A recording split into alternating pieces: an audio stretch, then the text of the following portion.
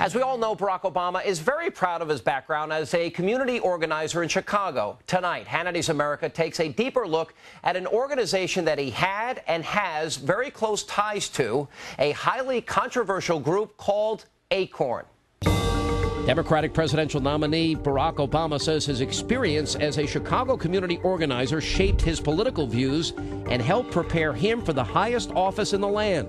But as much as he wants to inflate the importance of his neighborhood experience, he barely mentioned one of the groups that he worked most closely with during that time, the Association of Community Organizations for Reform Now, otherwise known as Acorn. Acorn is a grassroots organization considered by some to be the largest radical group in America. Under the guise of helping low-income families and neighborhoods, Acorn uses shady tactics and intimidation to get what they want. Right now, this ultra-liberal political machine is under investigation on charges of voter fraud. Acorn employees have been implicated in vote fraud investigations in several states. In Wisconsin, 37 of their employees have been investigated. One, I believe, was indicted this week. In Texas, 2 out of every 5 of their voter registrations in Houston are suspect, may not be valid. In North Carolina, they registered a 14-year-old boy. In Pennsylvania, a former Acorn employee has been indicted for perjury and identity theft. And that's just the beginning. This shady organization has been involved in voter fraud schemes all over the country for years. Last year, the prosecutors in Seattle, Washington said that Acorn was at the center of the biggest voter registration fraud in the state's history. People had gone to the county library, they had taken phone books, and they had filled out voter registration cards. Of 1,800 cards they submitted, only six were valid. But Acorn's dirty dealings go beyond just voter fraud. Back in the 1990s, they used strong-arm tactics to force banks to give high-risk loans to low-income borrowers with bad credit. Acorn uses militant tactics. They call it direct action. Sometimes Acorn will actually send people to a bank official's home. They'll scare him, they'll scare his kids. Again, all in an effort to get the banks to make these bad loans. Obama's connections to this radical group began years ago when he first became a community organizer and caught the eye of Acorn head Madeline Talbot, who asked him to train her personal staff. So all the up-and-coming leaders that Madeline Talbot was using as soldiers in her campaign against these banks, they were trained by Barack Obama. And on top of that, Barack Obama was channeling money toward Madeline Talbot and toward Acorn through his position at the Woods Fund and also in his position as chair of the board of directors at the Chicago Annenberg Challenge. And Obama's support of Acorn went even further.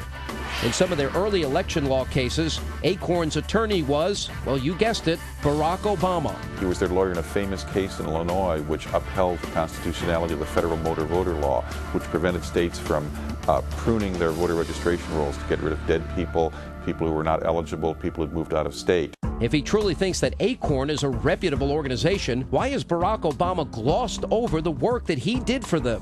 Is he trying to distance himself from the radical group's methods of persuasion? Well, Obama may not have physically participated in their obvious scare tactics, but that doesn't mean that he wasn't involved. Barack Obama helped to plan an operation where protesters would come and break into a meeting and surprise some businessmen who were sitting around a table and sort of surround them and just stand there silently. Then they all filed out.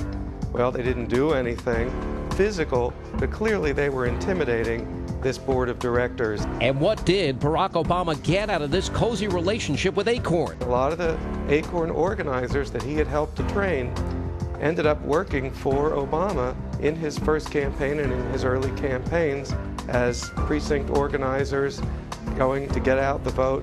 Now that technically it would be illegal for Barack Obama to channel nonpartisan foundation money to Acorn and then have Acorn act as an election arm of Barack Obama's campaign.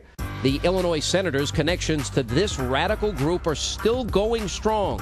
The Obama campaign recently paid more than $800,000 to the Citizen Services, Inc. Now, that's a subsidiary of Acorn for, quote, get-out-the-vote projects. Now, up until then, Acorn has managed to fly below the radar, but their dangerous practices are coming back to haunt them and the rest of the country. The economic crisis facing the nation is due in large part to this disastrous decision by financial institutions Fannie Mae and Freddie Mac to buy up risky loans from small banks. But it's groups like Acorn that force those banks to give out those loans in the first place. Up to now, we've been looking at this whole process from the top down. We've been seeing the Wall Street connection, the Fannie Mae and Freddie Mac connection. But if you look from the ground up, that's where Acorn has been the driving force. And Barack Obama has been with them every step of the way. It seems if the Illinois senator wants voters to believe that he has the answer to the nation's economic crisis, then he needs to distance himself from the group that he once represented. I think understanding where Barack Obama is coming from would make any voter think twice about whether he's the right person to solve this problem.